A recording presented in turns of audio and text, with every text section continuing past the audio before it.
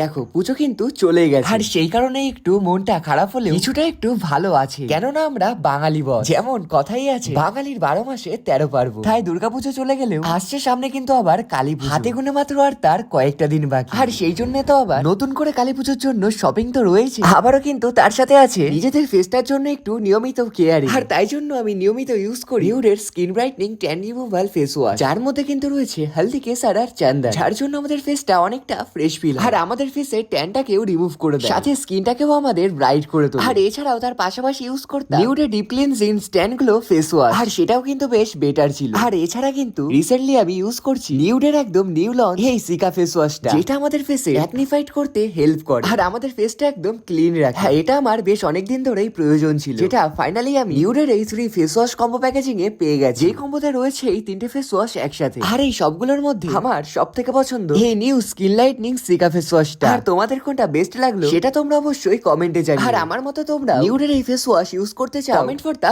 Product link.